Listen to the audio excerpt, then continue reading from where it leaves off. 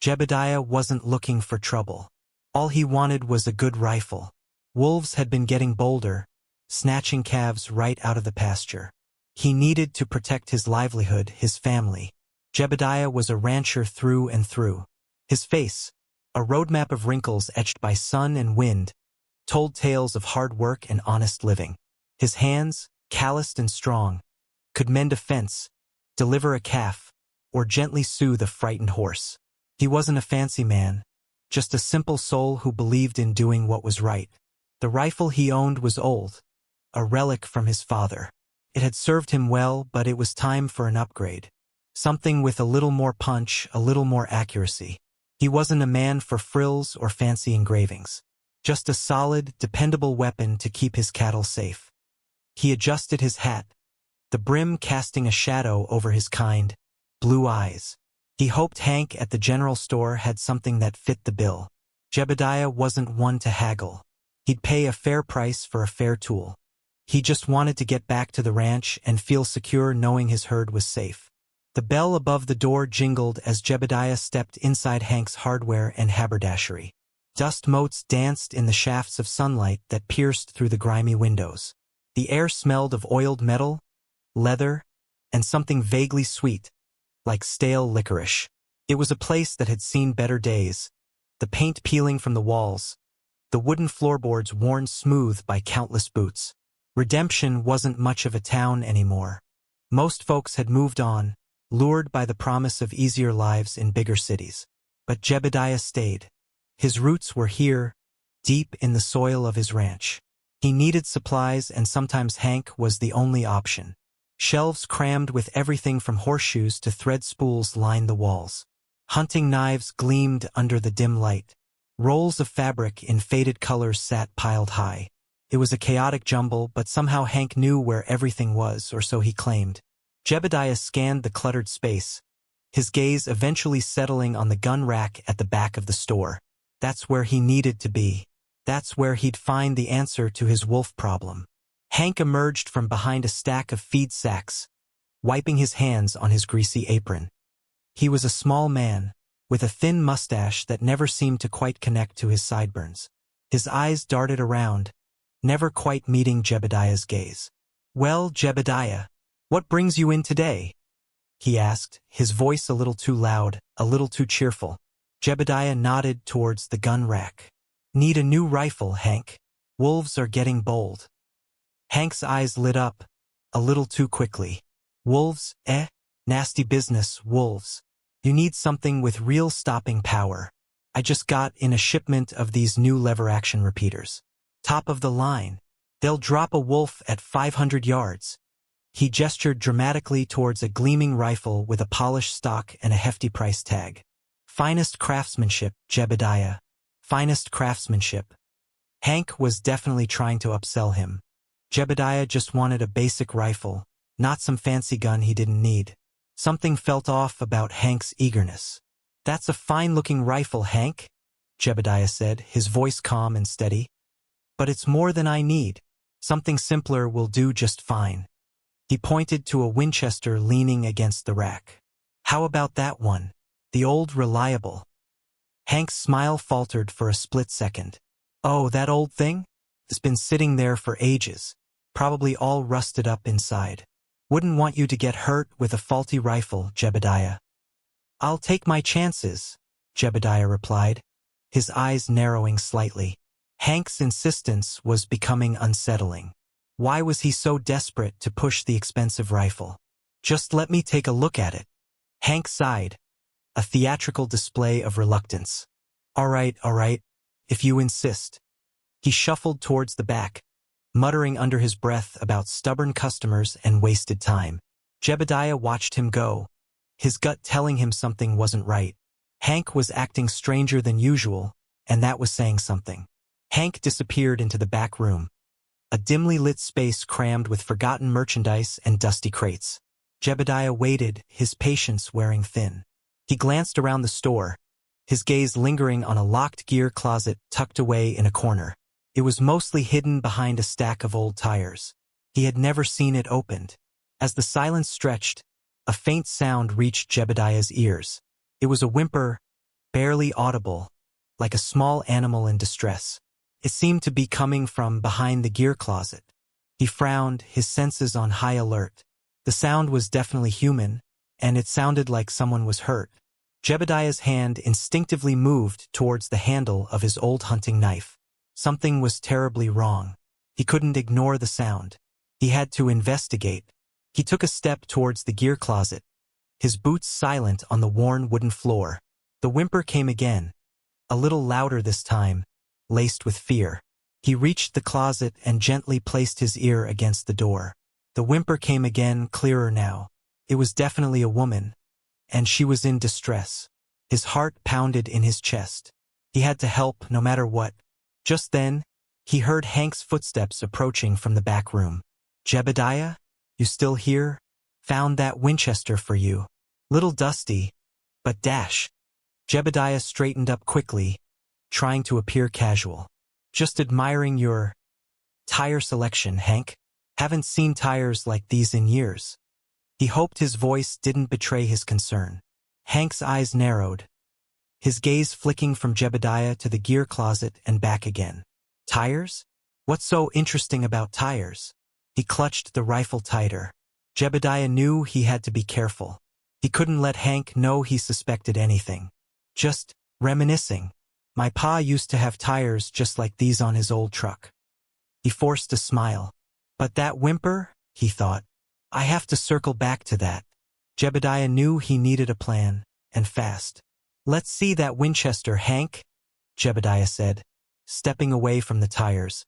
He took the rifle, examining it carefully, pretending to check the sights and the action.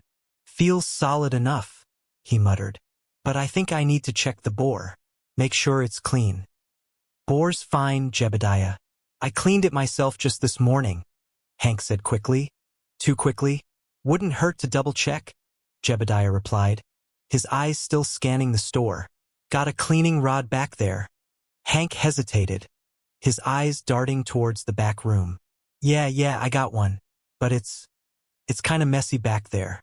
You sure you want to go poking around?" "I'm sure," Jebediah said firmly. This was his chance. As Hank led him towards the back, Jebediah planned his move. He'd feign dropping something, creating a distraction, and then slip back to the gear closet while Hank was occupied. He just hoped he could get the door open quickly. He just knew in his heart that the woman needed his help. As they reached the cluttered back room, Jebediah accidentally bumped into a stack of paint cans, sending them crashing to the floor with a loud clang. "Oops. Sorry about that, Hank," he said, feigning embarrassment. Hank jumped, his face paling. "Clumsy oaf," he muttered, bending down to pick up the cans. This was Jebediah's chance. He slipped away, back towards the main store, moving as quickly and quietly as he could. He reached the gear closet, fumbling for his knife. The lock was old and flimsy. With a quick twist, it snapped open. He pushed the door open a crack and peered inside. The sight that greeted him made his blood run cold. A young woman was huddled on the floor, bound and gagged. A nasty gash on her forehead oozed blood. Her eyes, wide with terror, pleaded for help. He recognized her. It was Sarah, the banker's daughter from the next town over. Jebediah knew he had to get her out of there, and fast. "Shoo, it's all right. I'm here to help," Jebediah whispered, gently pushing the door open wider. He quickly assessed Sarah's condition. The head wound looked serious, and she was clearly terrified. He had to work fast. He carefully stepped inside the cramped closet, his large frame barely fitting. He knelt beside Sarah, his calloused hands surprisingly gentle as he reached for the gag. With a few deft movements, he untied the knot, freeing her mouth. Sarah gasped for air, her eyes still wide with fear. He kidnapped me," she choked out, her voice hoarse. "He wants money from my father." I know," Jebediah soothed, his voice calm and reassuring. "You're safe now. I'm gonna get you out of here." He pulled out his knife again and began to cut the ropes binding her wrists and ankles. He worked quickly but carefully, making sure not to hurt her. He needed to get her free, and then he had to deal with Hank. Just as Jebediah finished cutting the last rope, Hank appeared in the doorway, his eyes wide with panic. He dropped the cleaning rod with a clatter. "What's going on here?" he stammered, his voice trembling. Jebediah stood up, his towering frame casting a long shadow over Hank. He helped Sarah to her feet, shielding her with his body. "I think you know exactly what's going on, Hank," he said, his voice low and dangerous. Hank's eyes darted around the room, searching for an escape. She's a runaway," he blurted out, pointing a shaky finger at Sarah. "She came in here asking for help. I was just giving her a place to rest." Jebediah scoffed. "A runaway? Bound and gagged with a head wound? Do you really think I'm that stupid, Hank?" He could see the fear in Sarah's eyes, and he knew Hank was lying through his teeth. This wasn't just some misunderstanding. This was something much darker. Jebediah's gaze hardened. He saw the truth in Sarah's wide, fearful eyes, the subtle shake of her head when Hank claimed she was a runaway. Hank's story was riddled with holes. Why would a runaway be locked in a gear closet? Why would she be bound and gagged? And what about the head wound? It was all too obvious. "That's a lie, Hank, and you know it," Jebediah stated, his voice booming through the small store. "I've known you for a long time, and I've always thought you were just a bit shifty. But this is something else entirely."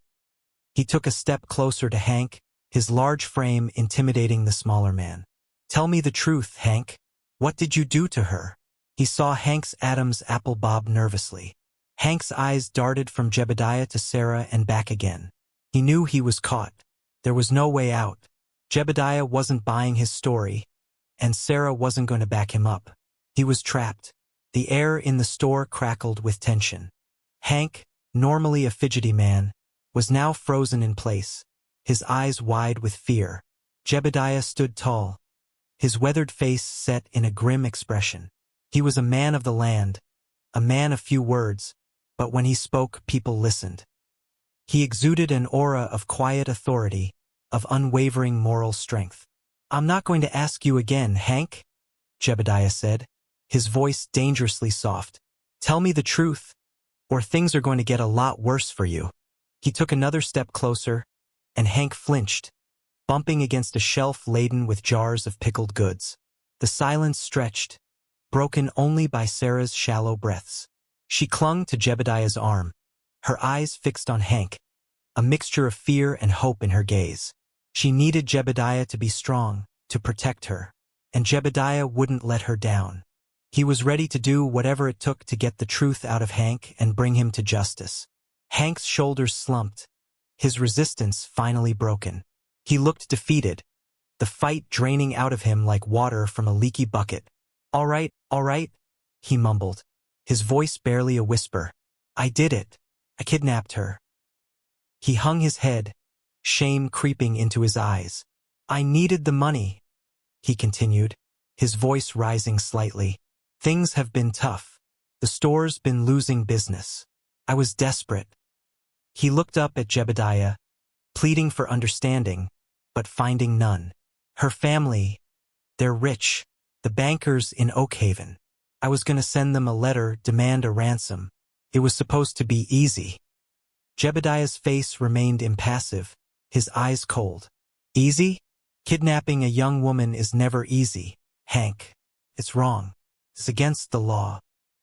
He felt a surge of anger, not just at Hank, but at the desperation that had driven him to commit such a terrible act. But that didn't excuse what he had done. Not one bit. "All right, Hank," Jebediah said, his voice regaining its usual steadiness. "Time to face the music." He grabbed a coil of sturdy rope from a nearby shelf, the kind used for tying down cattle. Hank didn't resist as Jebediah expertly bound his hands behind his back, and then secured him to a sturdy support beam in the store. "You can sit there and think about what you've done," Jebediah said, his gaze unwavering. Then he turned his attention to Sarah. He gently led her to a stool behind the counter. "Let's take a look at that head wound," he said, his voice softening. He rummaged through Hank's meager first aid supplies, finding a clean cloth and some antiseptic. He carefully cleaned the gash on Sarah's forehead, his touch gentle and reassuring. It's not too deep, he said. But it needs to be watched. I'm no doctor, but it looks like it will be all right. He needed to get her somewhere safe, somewhere she could rest and recover. And he knew just the place. I can't leave you here, Sarah, Jebediah said, his brow furrowed with concern. Redemption isn't safe right now. Who knows if Hank had any partners in this? He thought for a moment. The best thing to do is take you back to my ranch. Martha will know what to do. She's got a knack for healing. It's safer there than anywhere else I can think of. Sarah nodded weakly, her eyes filled with gratitude. Thank you, Jebediah. I don't know what I would have done if you hadn't come along. Don't mention it, Jebediah replied, his hand gently squeezing her shoulder. It's the right thing to do. He glanced back at Hank, who was staring at them with a mixture of anger and fear. I'll ride to Oakhaven and get the sheriff as soon as we get to the ranch, Jebediah continued. He can come and take care of Hank. His ranch offered safety and comfort until the proper authorities could be notified. Jebediah helped Sarah onto his horse, settling her carefully in front of him. He kept a watchful eye on her, noting her pale complexion and the way she swayed slightly with each step the horse took. He hoped she wouldn't faint. The ride back to the ranch was slow and deliberate. Jebediah chose a less traveled route, sticking to the shadows and keeping a sharp lookout for any signs of trouble. He couldn't shake the feeling that they were being watched. Hank had mentioned a ransom, which meant he likely had accomplices. Every rustle of leaves, every creak of a branch, sent a jolt of adrenaline through him. He gripped the reins tighter, his senses on high alert. He scanned the horizon, searching for any movement, any indication that they were being followed. He needed to get Sarah to safety, and he wouldn't let anything stop him. The wolves he had initially feared were now the least of his concerns. He had to protect Sarah. The sight of the ranch brought a wave of relief to Jebediah. The familiar silhouette of the house, the barn, and the surrounding fields was a welcome comfort after the tension-filled ride. As they approached, the front door swung open, and Martha hurried out, her face etched with concern. Martha, a woman with a warm smile and even warmer heart, rushed to help Sarah off the horse. What happened? She asked, her voice filled with worry. She took one look at Sarah's pale face and the bandage on her head, and her expression hardened. Get her inside, Jebediah. I'll take care of her. Jebediah carefully helped Sarah into the house, where Martha immediately led her to a comfortable chair by the fireplace. You poor thing, Martha murmured, her hands gently examining Sarah's wound. You're safe now. I won't let anything happen to you. Jebediah knew Sarah was in good hands. Martha was the most caring person he knew. He could trust her to make Sarah feel safe and comfortable. Martha gently cleaned Sarah's wound with a mixture of warm water and herbs, her touch soothing and practiced. She knew a thing or two about healing, having learned from her grandmother, a skilled herbalist. She applied a poultice made from comfrey and plantain, known for their healing properties. This will help with the pain and keep it from getting infected, Martha explained, her voice calm and reassuring. She then carefully bandaged the wound, her hands moving with a gentle confidence. Try to relax, Martha continued, offering Sarah a cup of warm chamomile tea. Everything will be all right. Jebediah will get the sheriff, and they'll take care of that awful man. She wrapped a warm blanket around Sarah's shoulders, providing both physical and emotional comfort. Martha's presence was a balm to Sarah's frayed nerves. She felt safe and cared for, something she hadn't felt since she was taken. Martha truly was a skilled herbalist. She knew how to heal more than just wounds. She knew how to heal hearts. I need to ride to Oakhaven and tell the sheriff what happened, Jebediah said, his voice filled with determination. I hate to leave you two alone, but it's the right thing to do. Hank needs to answer for his crimes. Martha nodded, her eyes filled with understanding. We'll be fine, Jebediah. Don't worry about us. Just go get the sheriff. She squeezed his hand reassuringly. We'll keep the doors locked and the rifle close by. Jebediah trusted Martha implicitly. He knew she could handle anything. He gave Sarah a reassuring smile. I'll be back as soon as I can, he promised. He saddled his horse and rode off into the twilight, his mind racing. He hoped the sheriff would believe him. He hoped Hank's accomplices wouldn't try anything. He just wanted to get this whole mess sorted out and get back to his quiet life on the ranch. But for now, he had a duty to fulfill. He needed to bring Hank to justice and ensure Sarah's safety. He urged his horse onward, his heart pounding with a mix of fear and determination.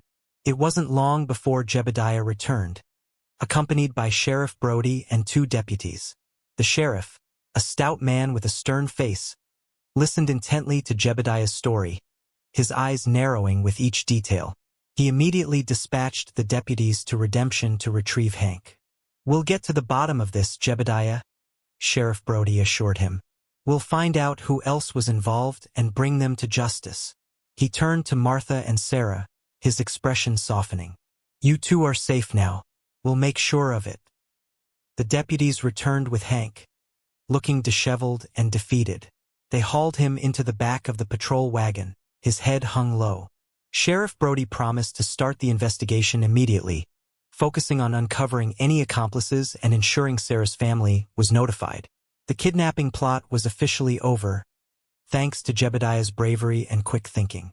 Redemption would be a little safer tonight. The next morning, a fancy carriage pulled up to the ranch. Sarah's parents, Mr. and Mrs. Davies, rushed out, their faces etched with worry and relief. They embraced Sarah tightly, showering her with kisses and tears of joy. "Oh, Sarah, we were so worried," Mrs. Davies cried, her voice trembling. "We thought we'd lost you." Mr. Davies, a tall, distinguished man, turned to Jebediah and Martha, his eyes filled with gratitude. "We can never thank you enough for saving our daughter," he said, his voice thick with emotion. "You are true heroes." Mrs. Davies added, "We will be forever in your debt. Please, anything you need, anything at all, just ask." They were truly overjoyed to have their daughter back, safe and sound. The Davies family could rest easy now that Sarah was safe and in good hands. Jebediah and Martha had made a real difference. After the initial excitement subsided, Sarah, now feeling stronger and safer, shared her story with Jebediah, Martha, and her parents.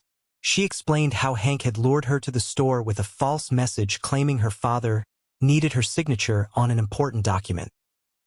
"He said my father was too busy to come himself," Sarah recounted, her voice trembling slightly. "He seemed so sincere. I never suspected a thing." She described how Hank had offered her a glass of lemonade, which she now realized must have been drugged. She remembered feeling dizzy and disoriented before everything went black. "When I woke up, I was tied up in that closet," Sarah continued, tears welling up in her eyes. "I was so scared. I didn't know what he wanted." She shuddered, reliving the terrifying experience. But now, surrounded by her loving family and her rescuers, she felt a sense of closure, knowing that Hank would pay for what he had done. She began to smile, knowing the nightmare was finally over. Before leaving, Sarah hugged Jebediah and Martha tightly, tears of gratitude streaming down her face. "I'll never forget what you did for me," she said, her voice choked with emotion. "You saved my life." "We're just glad we could help," Jebediah replied, his voice gruff but sincere. "Please, come visit us in Oak Haven any time," Mr. Davies insisted. "We'd love to have you." Sarah smiled. "I will," she promised. "I'll come back to visit you both often. You're like family to me now." And so, a strong bond was formed between the rancher, his wife, and the banker's daughter. They had been brought together by a terrible event, but their shared experience had forged a connection that would last a lifetime. Jebediah and Martha had gained a new friend, and Sarah had found a second family, people she knew she could always count on. The ties that bind were strong. The next day, Sheriff Brody stopped by the ranch. "I almost forgot," he said, chuckling. "You still need that rifle, don't you?" He handed Jebediah the Winchester he had picked out at Hank's store, which had been recovered as evidence. Jebediah took the rifle, hefting it in his hands. Felt good, solid, and reliable. But as he looked at it, he realized that the rifle wasn't the most important thing anymore. He had gone to redemption seeking a tool to protect his cattle, but he had found something far more valuable, a new purpose and a deep friendship. He had saved a life, brought a criminal to justice, and gained a new member of his extended family. The wolves might still be out there, but Jebediah knew he was ready for anything. He had faced a far greater threat and emerged victorious. His heart was full, and he was grateful for the unexpected turn his life had taken. He knew his life would be far richer than before. Back on his ranch, Jebediah stood gazing at his cattle grazing peacefully in the fields. The setting sun cast a golden glow over the landscape. He felt a sense of contentment he hadn't experienced in a long time. He knew he had done something truly important. The wolves would still come, but he was ready. And now he had something more to protect, something more valuable than cattle. A friendship, a bond forged in the face of danger. He had come to buy a rifle, but he had found a purpose. He smiled, thinking of Sarah and her promise to visit.